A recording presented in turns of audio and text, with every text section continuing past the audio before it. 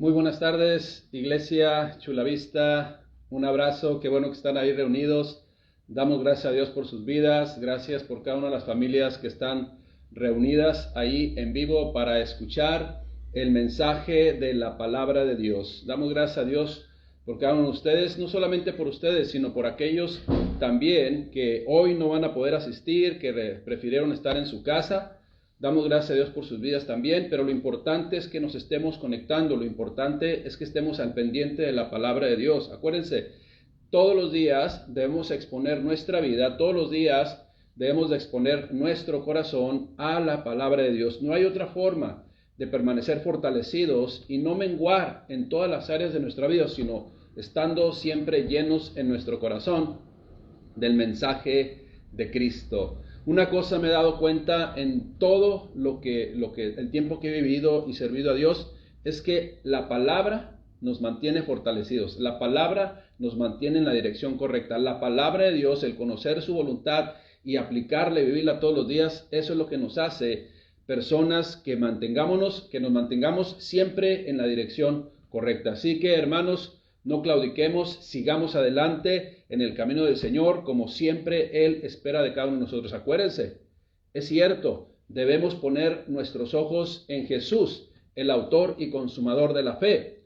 Sin embargo, también Él nos puso el ejemplo, cómo siempre glorificaba al Padre, cómo siempre se sometía al Padre, cómo siempre buscaba la voluntad del Padre. El hacer tu voluntad, dice el salmista, me ha agradado, y en tu ley medito de día y de noche. Eso es lo que tenemos que hacer ustedes, usted y yo, como hijos de Dios. Acuérdense, un hijo desea y anhela estar siempre con su padre. Estamos sábado, bienvenidos. Estamos este sábado una vez más dándole la bienvenida. Qué bueno que llegó temprano a esta cita con el Señor. Acuérdense que la cita es con el Señor. No es con los hermanos, no es con nosotros, es con nuestro Dios. Y como congregación debemos estar unidos juntos para estar a tiempo recibiendo de la palabra de Dios en ese amor verdadero y en ese amor genuino, de no dejando de congregarnos como algunos tienen por costumbre. Así es de que, iglesia, qué bueno que estamos ahí. Estamos en la serie los sábados llevando para Casa Oración Chulavista la serie de personajes bíblicos. Y hoy en esta tarde vamos a compartir acerca de un personaje que nos va a dejar una enseñanza muy importante para su vida y para mi vida, llamado Onésimo. Onésimo. Acompáñenme por favor a Filemón capítulo 1 versículos 17 y 18. Filemón capítulo 1 versículos 17 y 18, o único capítulo. Filemón es una de las cartas del apóstol Pablo enviadas directamente a Filemón, un servidor de Dios, en donde la iglesia se reunía en su casa. Así es de que vamos a compartir acerca de la vida de Onésimo. Dice Filemón 1:17, así que si me tienes por compañero, recíbele. ¿A quién? A Onésimo. Así que si me tienes por compañero, recíbele como a mí mismo. Y si en algo te dañó o te debe algo, ponlo a mi cuenta. Yo, Pablo, lo escribo de mi mano, yo lo pagaré, por no decirte que aún tú mismo te me debes también. Demos gracias, Señor, a Dios. Señor, te damos gracias, Padre, por esta tarde, hermosa tarde, bonita tarde, Señor, en donde escogimos lo mejor para estar reunidos, para recibir de tu palabra, de tu enseñanza. Ponemos nuestro corazón delante de tu presencia, Señor. Ministranos, enséñanos a hacer las cosas conforme a tu voluntad, Padre. En el nombre de Cristo Jesús te lo pedimos, Rey bendito. Amén. Esto es lo que le dijo el apóstol Pablo en una carta dirigida a Filemón, y le dice lo siguiente: así que, entonces, si me tienes por compañero, si verdaderamente me estimas, recíbele, refiriéndose a Onésimo, como si fuera yo mismo, dice. Y si en algo te dañó o te debe algo, ponlo a mi cuenta. Yo, Pablo, lo escribo de mi propia mano. Yo lo pagaré, dice el apóstol Pablo. Quiero iniciar comentando lo siguiente. Poco se habla y se enseña de este personaje. De hecho, el nombre de Onésimo solo aparece en dos ocasiones en el Nuevo Testamento. Una en la presentación de la carta a la iglesia en Colosas, y otra precisamente en este libro, pequeño libro de un solo capítulo de Filemón.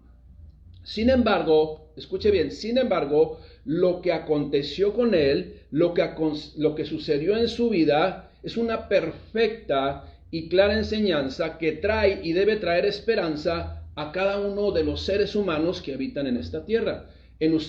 Usted y en mí, usted y yo lo podemos comprender. En usted y en mí accionó todo lo que la misericordia de Dios quiso derramar sobre este mundo, sobre esta tierra, pero solamente algunos hemos levantado la mano diciéndole: heme aquí, Señor, heme aquí está tu Hijo que desea hacer tu perfecta voluntad, háblame, enséñame, ministrame, corrige lo que hay que corregir, moldéame de nueva cuenta para vivir conforme a tu perfecta voluntad.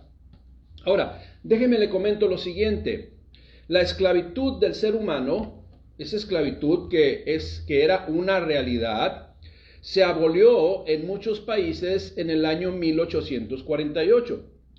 Haciendo un poco de historia, iglesia, después de terminada la Revolución Francesa y la Declaración de los Derechos del Hombre y del Ciudadano, se abolió la esclavitud el 7 de febrero, así se quedó por escrito, se abolió la esclavitud legalmente el 7 de febrero de 1794. En una convención nacional. Sin embargo, Napoleón la restableció la esclavitud el 20 de mayo de 1802, otra vez. Aunque hubo un estire y afloje, porque usted sabe el contexto de estas cosas en la sociedad que están tan arraigadas, la abolición, después de varias luchas, definitivamente llegó el 27 de abril de 1848. En México, prácticamente esta lucha por abolir o terminar con este desajuste social inició con un decreto en 1810. Sin embargo, era recurrente, era una práctica la violación a este decreto. Y no fue hasta 1910 en donde el gobierno de aquella época se vio en la necesidad de, fíjese, para abolir la esclavitud y para declarar libres a muchos esclavos. No fue hasta 1910 en donde se vio la necesidad de indemnizar a los dueños de esclavos. Se dice que para no afectar los derechos de los amos acerca de la propiedad, se tuvo que indemnizar por cada uno de los esclavos que tenían.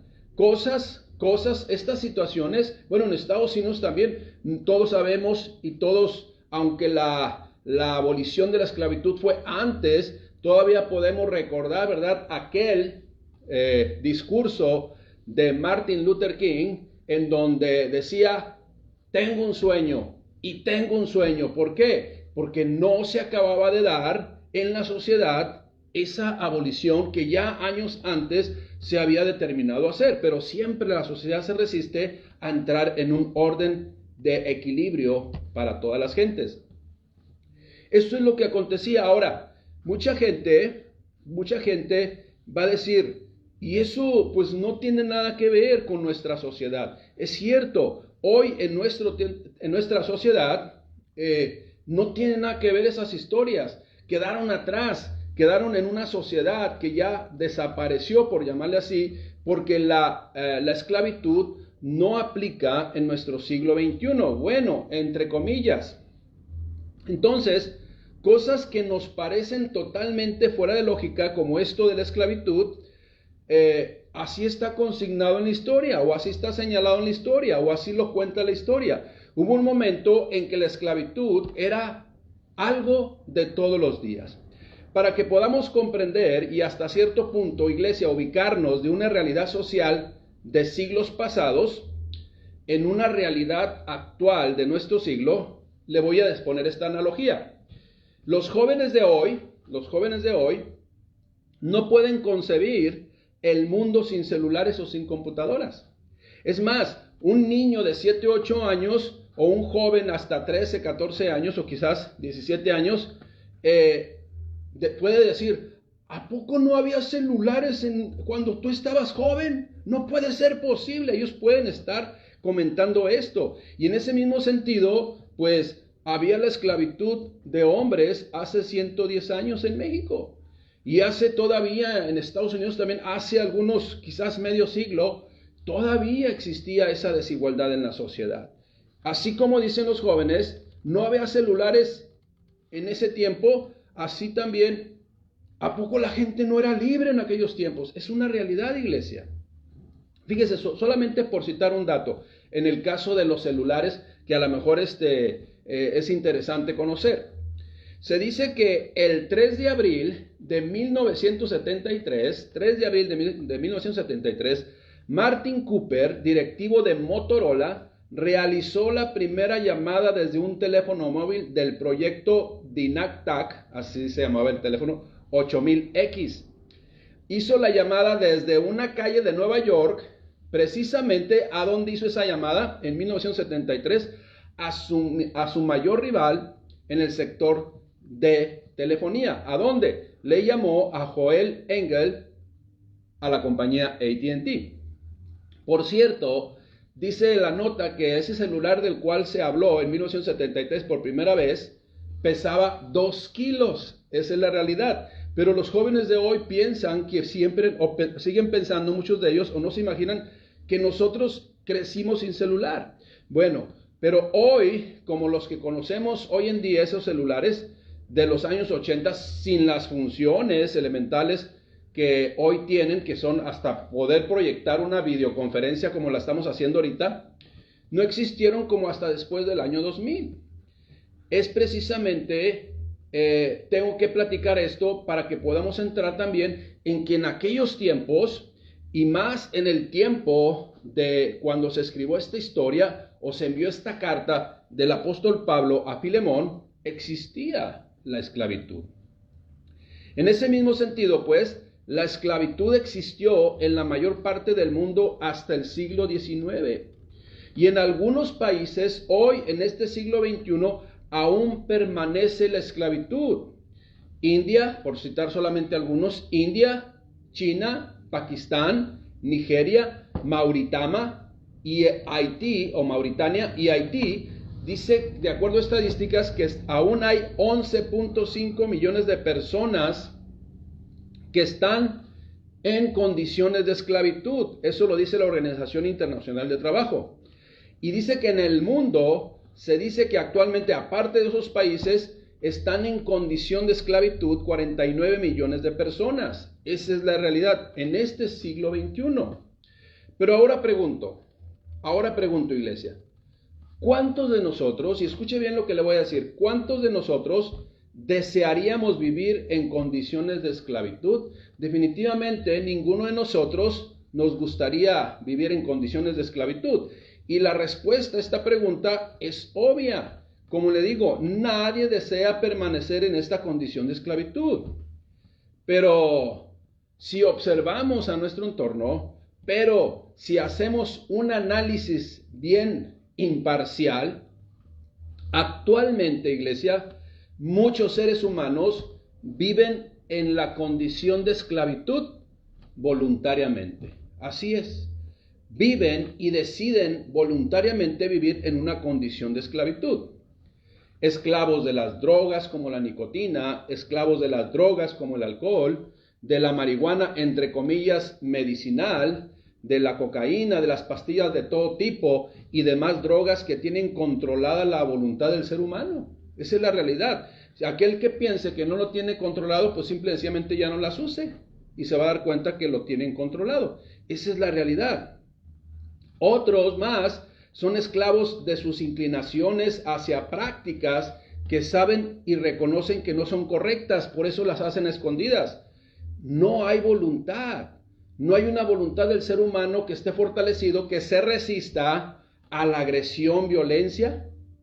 No hay voluntad porque no hay control en el ser humano ante la deshonestidad. Se dice por ahí un principio que una persona deja de ser honesta hasta que tiene la oportunidad de serlo y se jacta de ser honesta, pero nomás tiene la oportunidad de dejar de ser honesta y lo hace. Esa es una esclavitud a las pasiones de la carne, es una esclavitud a la deshonestidad. Todo esto, el chisme, el odio, la amargura, la pornografía y aún más prácticas, hay muchas más prácticas que controlan la vida de los seres humanos que se jactan de vivir en una sociedad moderna en donde hay una plena libertad. Pero en realidad, para muchos seres humanos, esa libertad es una utopía, es una fantasía, es un sueño solamente. Para muchos que viven precisamente en la esclavitud de una u otra forma, principalmente de sus pasiones humanas.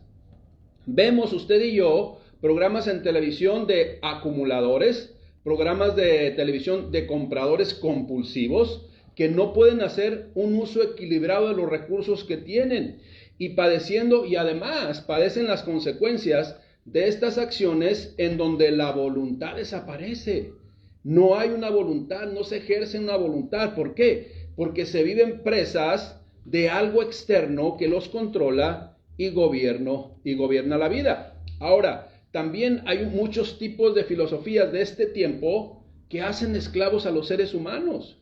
Algo que está precisamente afectando mucho a los jóvenes de nuestra sociedad, a los jóvenes, esos que tienen entre 10 y 17 o 20 años, son presas inocentes y son tan inocentes que no saben que están siendo presas y que son vulnerables y que están comprando filosofías que los hacen esclavos de ellas, pensamientos que no son correctos y que los hacen esclavos en este siglo XXI. Repito la pregunta, iglesia, repito una vez más. ¿Cuántos de nosotros deseamos vivir como esclavos? Nadie quiere vivir como esclavo. La respuesta la respuesta es obvia. Nadie quiere vivir en la esclavitud. Ninguno, iglesia. Pero, desafortunadamente, se sigue siendo esclavo. En el tiempo del Antiguo y también del Nuevo Testamento, la esclavitud era algo tan común como el tomar agua o el comer, el alimentarse. La esclavitud era parte de la sociedad. Y en ese contexto, en donde la esclavitud era parte de la sociedad, ocurre esta historia. ¿Qué historia? El contexto de lo que leímos al principio, de cuando el apóstol Pablo le solicita a Filemón lo siguiente: si me tienes por compañero, si verdaderamente eres mi hermano y me estimas, recibe a Onésimo como a mí mismo.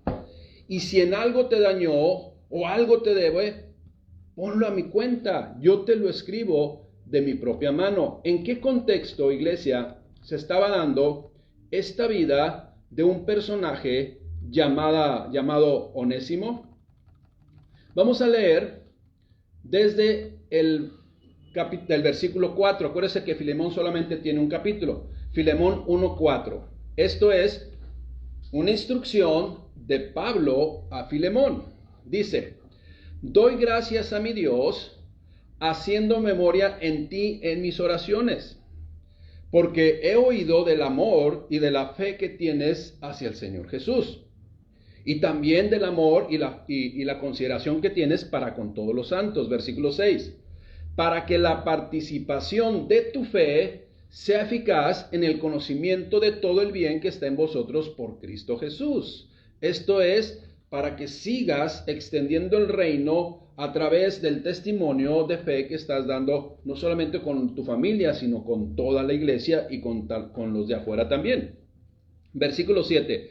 Pues tenemos gran gozo y consolación de tu amor, porque por ti, oh hermano, han sido confortados los corazones de los santos. ¿Quiénes eran los santos? Los apartados para Dios, aquellos que se reunían para adorar y escuchar del mensaje de Cristo, que es la iglesia hoy. Por lo cual, dice el versículo 8, aunque tengo mucha libertad en Cristo para mandarte lo que conviene, o sea, yo tengo la autoridad para darte instrucciones, dice, más bien, pero no lo voy a hacer así, más bien te ruego por amor, siendo como soy, Pablo, ya anciano, y ahora además prisionero de Jesucristo. Esto es lo que el apóstol Pablo estaba mandando o enviando a Filemón, era una instrucción de que recibiera a Onésimo. El apóstol Pablo, en estas frases que acabamos de leer, está apelando, esto es, está pidiendo, está solicitando que se haga patente el amor que debe de haber en un hombre que ha sido precisamente revestido de Cristo. Cristo es el único que transforma la naturaleza de todo ser humano. ¿Con qué propósito, iglesia? Con el propósito, primeramente, sí, lo más importante, de proveernos una salvación externa o una salvación, eterna, ¿sí? Eso es lo que Dios quiere. No quiere que ninguno se pierda, sino que todos procedan al arrepentimiento. Y por medio de Cristo nos lleva a una salvación eterna, pero también a una salvación inmediata en el contexto de vida actual. Como le digo, la gente vive esclavizada y Cristo desea libertarles de esa esclavitud. Entonces, no solamente cuando venimos a Cristo recibimos una vida eterna, una salvación espiritual, sino también recibimos una salvación al momento, salvación de vivir prácticamente fíjense bien lo que le voy a decir, iglesia.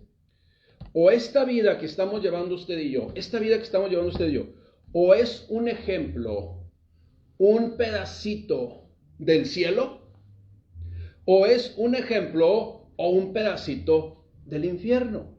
Pero eso, cada quien con su corazón va a tomar de las bendiciones de Dios o va a tomar de las consecuencias establecidas por Dios mismo y que a todos nos ha apercibido. Esa es la realidad. Así es de que Dios quiere proveernos la salvación, pero también una calidad de vida desde hoy. No sé si usted ha experimentado eso. Cuando no conocíamos de Cristo, vivíamos en las situaciones de la esclavitud que ya contamos en la serie, que ya contamos en una serie de características y de factores de las cuales la gente vive en esclavitud. Pero cuando venimos a Cristo, Dios nos liberta también de esa esclavitud. Continúo leyendo ahí en Filemón 1:7. Pues tenemos gran gozo y consolación en tu amor. Sigue diciendo el apóstol Pablo a Filemón que él está dando buen testimonio de lo que es haber sido transformado en el corazón y se está manifestando en el amor con los hermanos, y eso se lo está reconociendo el apóstol Pablo. Voy a volver a leer el versículo 7. Pues tenemos gran gozo, esto es, me lleno de gozo y me lleno de consolación porque estás lleno de tu amor, porque por ti, oh hermano, han sido confortados los corazones de los santos. Ahora, ¿a qué se refiere Si yo leo este mismo versículo bíblico en la traducción lenguaje actual, escuche bien cómo lo dice.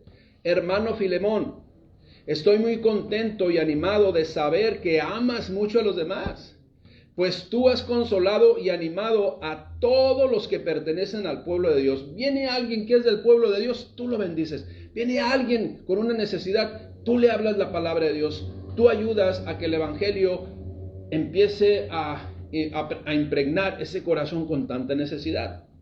Esto es lo que le está diciendo el apóstol Pablo a Filemón, te has convertido, Filemón, en un gran apoyo para los hermanos que están en necesidad de cualquier índole. Los apoyas abriéndoles tu casa, los apoyas compartiendo de tus alimentos, los apoyas ministrándoles la palabra de Dios.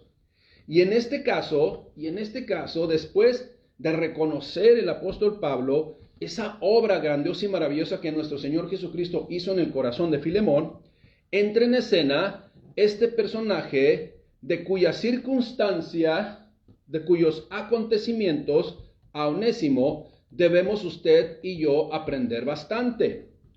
Onésimo, en este sentido, el apóstol Pablo toma precisamente el caso de este personaje del cual estamos predicando hoy en este día. Vamos al versículo 10, acompáñeme por favor al versículo 10. Te ruego, entonces después de decirle todo lo que ha ayudado a la iglesia, le dice, te ruego por mi hijo Onésimo. ¿Estamos escuchando? Entra en una intercesión por una persona que estaba ahí a un lado de él, que le contó toda una historia de los acontecimientos de su vida y por qué había llegado hasta Roma. Te ruego, pues, le dice el apóstol Pablo a Filemón, te ruego por mi hijo Onésimo. Ahora, ¿era su hijo físico, natural? No, su hijo espiritual. Dice, a quien engendré en mis prisiones. O sea, estaba encarcelado el apóstol Pablo y le compartió del evangelio. Le compartió de ese mensaje de salvación de nuestro Señor Jesucristo, y Onésimo abrió su corazón para recibir del Señor.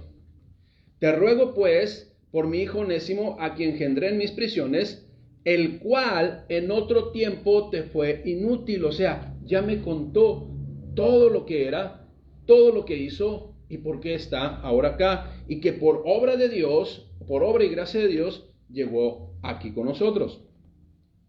Pero ahora a ti y a mí nos es útil. ¿Sí estamos escuchando? El cual, quien, Onésimo, en otro tiempo te fue inútil, y no solamente te fue inútil, sino te afectó. Pero ahora a ti, Filemón, y a mí nos es útil, el cual vuelvo a enviarte, te lo voy a enviar. Conociendo el contexto de lo que había sucedido, le dice, tú pues, recíbele ahora como a mí mismo. Yo quisiera retenerle conmigo, yo quisiera que se quedara aquí, para que en lugar tuyo me sirviese en mis prisiones por el evangelio. Pero nada quise hacer sin tu consentimiento. Te lo voy a enviar. Eso es lo que te estoy avisando. Sigue diciendo, para que tu favor no fuese como de necesidad, sino voluntario. Esto es, las cosas no las hagas por obligación, sino hazlas por convicción, como lo has hecho con otras personas de las cuales quizás no conozcas su contexto de vida, pero sí conoces el contexto de vida de Onésimo, y pido que le recibas. ¿Sí?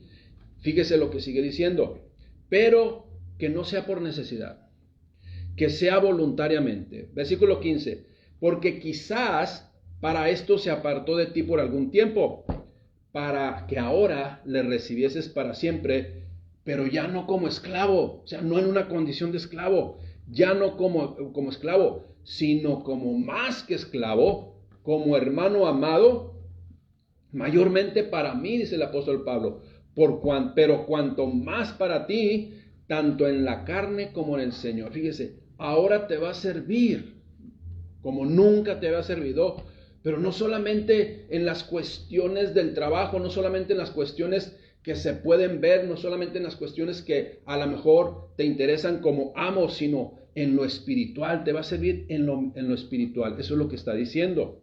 Recíbele para siempre, no como esclavo, pero cuanto más para ti, tanto en la carne como en el Señor. Así que es cuando le dice, si me tienes por compañero, recíbele como a mí mismo. Y si en algo te hizo agravio, en algo te dañó o algo te debe, ponlo a mi cuenta. Yo, Pablo, lo escribo de mi mano, yo lo pagaré, por no decirte que aún tú mismo te me debes también. Sí, hermano, tenga yo algún provecho de ti en el Señor, necesito que me consideres en esto. Conforta mi corazón en el Señor.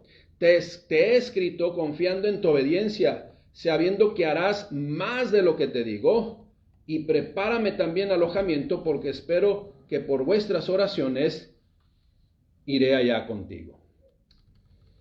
El nombre de Onésimo, iglesia, el nombre de Onésimo significa útil, servicial, benéfico.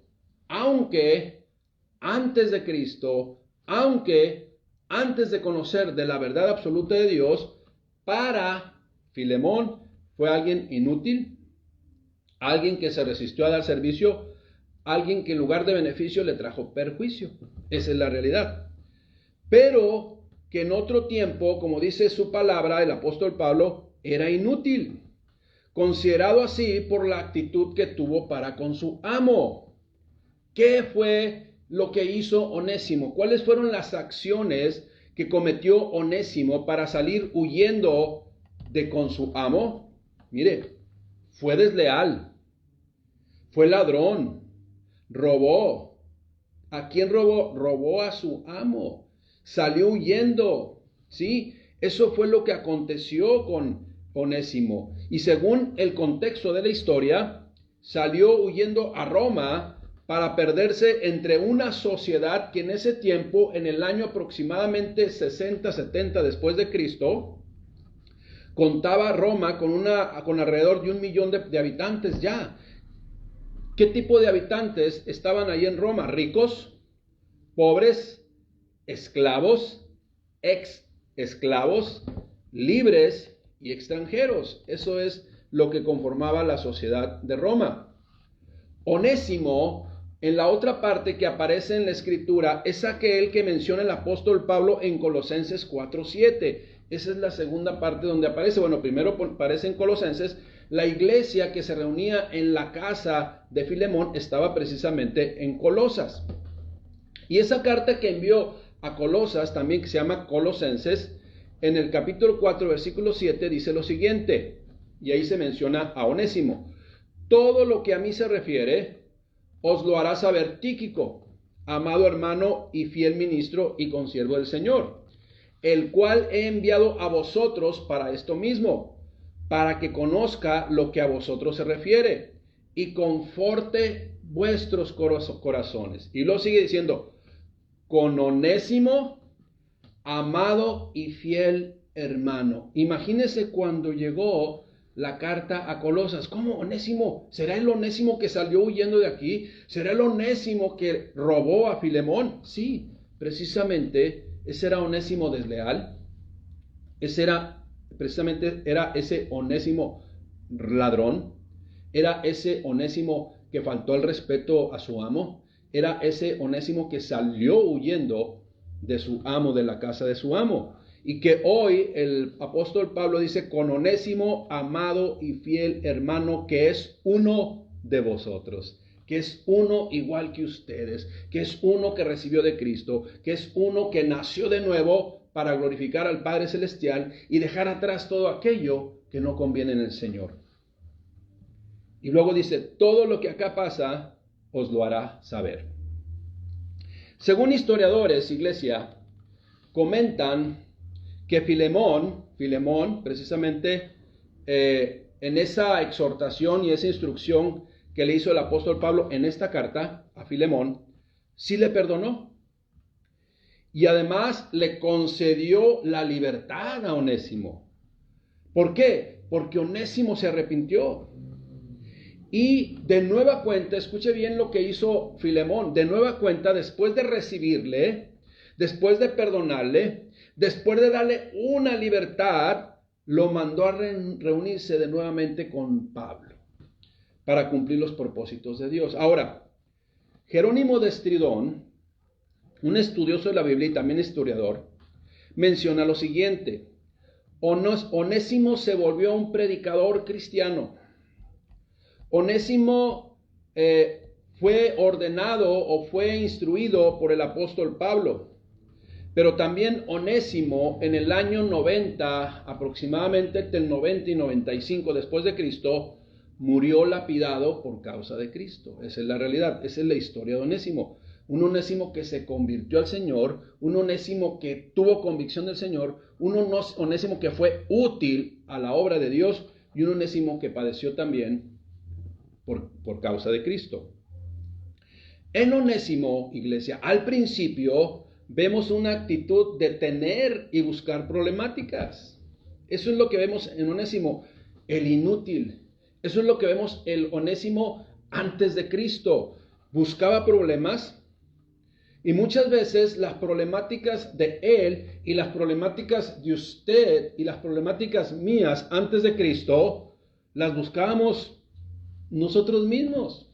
¿Por qué nos metíamos en problemáticas así como se complicó la vida Onésimo? Por ignorancia, por desconocer lo que es correcto delante de Dios. Pero también vemos en esta carta la intercesión de uno que conocía el amor de Dios. La intercesión de uno que estaba predicando a todos los hombres, incluyendo ahora a este Onésimo. ¿De quién predicaba Pablo? Del apóstol. ¿De quién predicaba el apóstol Pablo? De Jesucristo. Ese era su mensaje también. Y también vemos en esta carta y en este entorno de Onésimo, vemos a un amo perdonador que no se pudo negar a algo que sabía era la voluntad del Padre Celestial. Eso es lo que estamos viendo nosotros en la vida de Onésimo. Onésimo, un rebelde. Onésimo, un ladrón. Onésimo, una persona que estaba, sí, en esclavitud y que complicó su vida robando y huyendo de su amo. Pero también vemos a alguien que intercedió por él, el apóstol Pablo, y vemos también el amor de un amo perdonador por causa de Cristo también. Iglesia, de repente, el ser humano se encuentra en graves problemas a causa de la esclavitud de sus pasiones. Y ya dimos un listado completo de lo que son las esclavitudes de este siglo XXI. Y esa esclavitud, el entregar la voluntad a algo que no es Dios, repito, el entregar la voluntad a algo que no es Dios, nos lleva a accionar incorrectamente.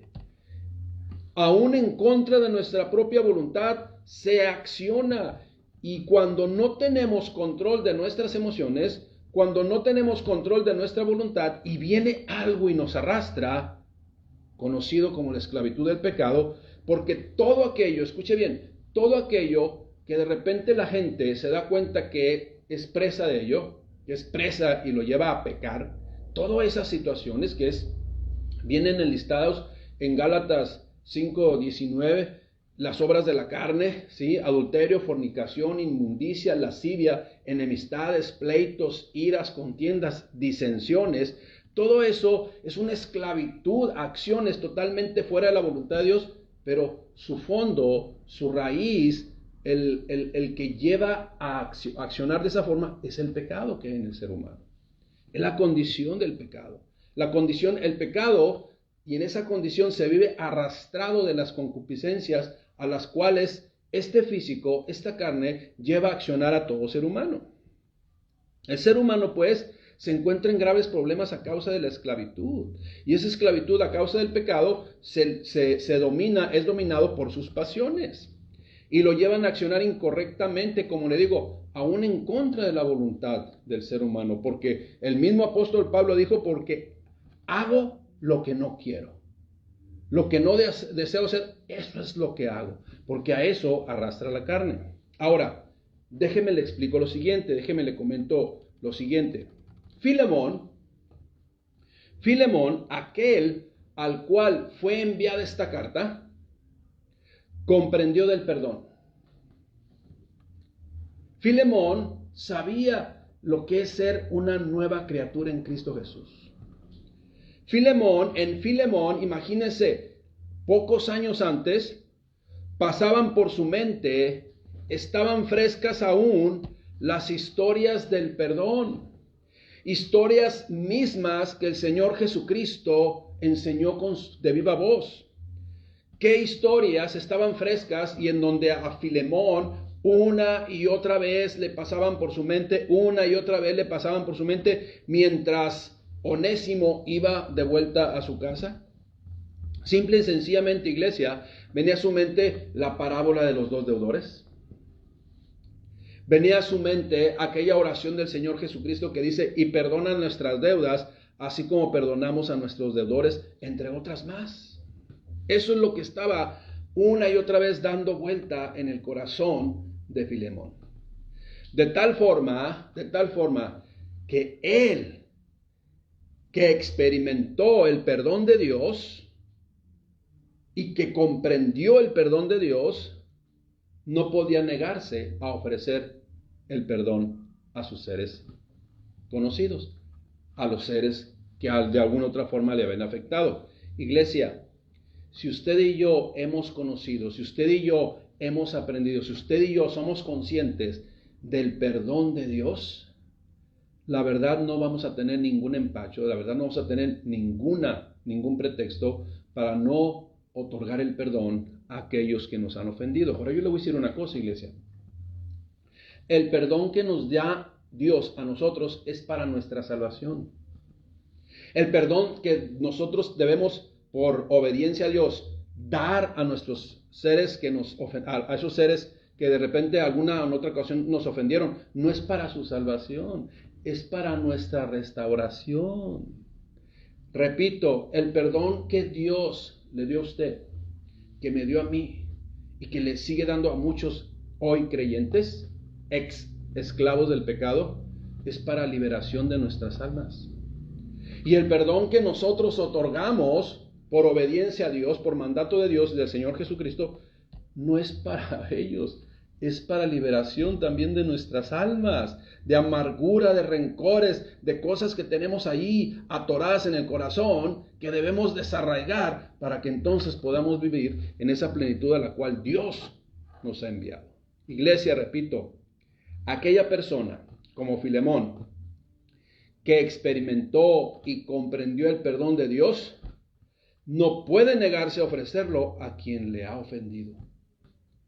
Esto es, pero hay algo, si es que habéis gustado la benignidad del Señor, así lo dice 1 de Pedro 2:3, si hemos comprendido y nos hemos dado cuenta de lo bueno que es el Señor para con todos, para usted, para mí y para con todos aquellos que de alguna u otra forma tenemos una relación con ellos. Iglesia, escuche bien lo que le voy a decir. ¿Cuántos onésimos hay? ¿Cuántos onésimos podemos encontrar ahorita? Iglesia, démonos cuenta, las congregaciones, la iglesia está llena de onésimos. ¿Quiénes son esos onésimos?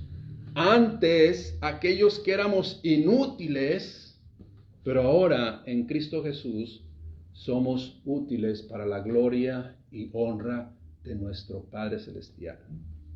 Iglesia, una vez más le digo, todas las iglesias que han comprendido, todos los lugares donde se reúne gente creyente, que han comprendido del perdón de Dios, está llena de onésimos redimidos por la misericordia de nuestro amo y Señor, nuestro Padre Celestial.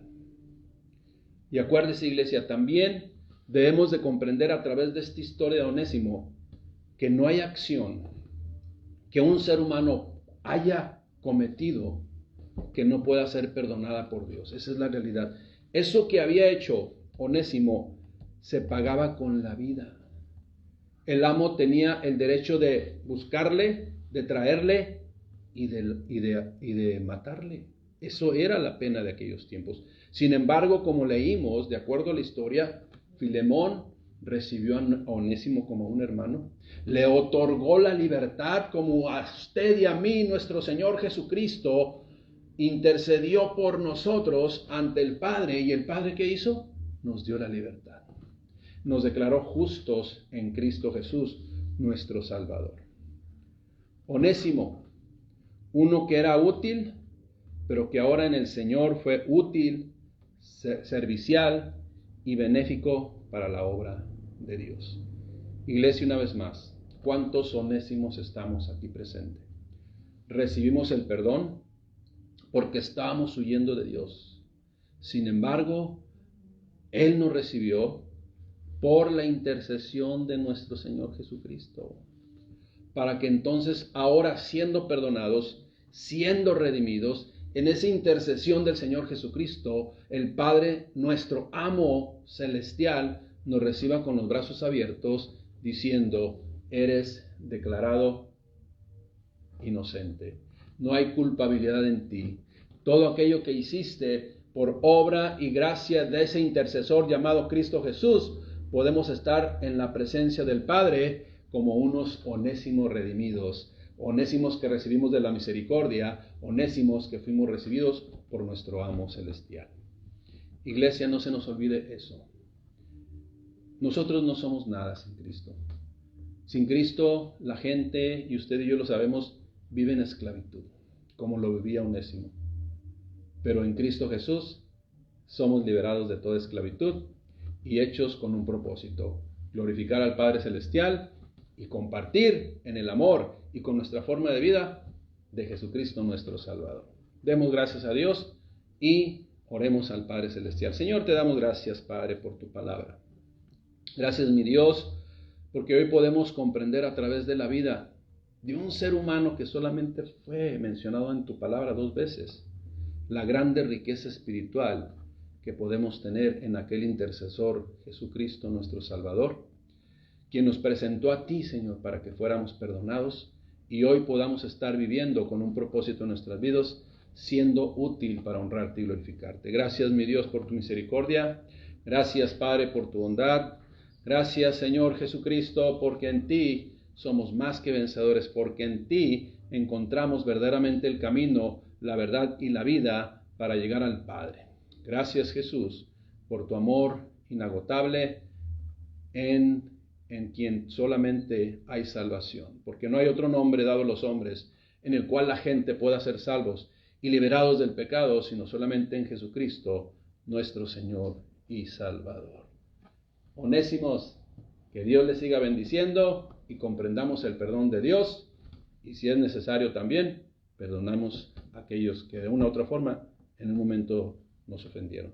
Que Dios les bendiga, iglesia. Un abrazo para cada uno de ustedes.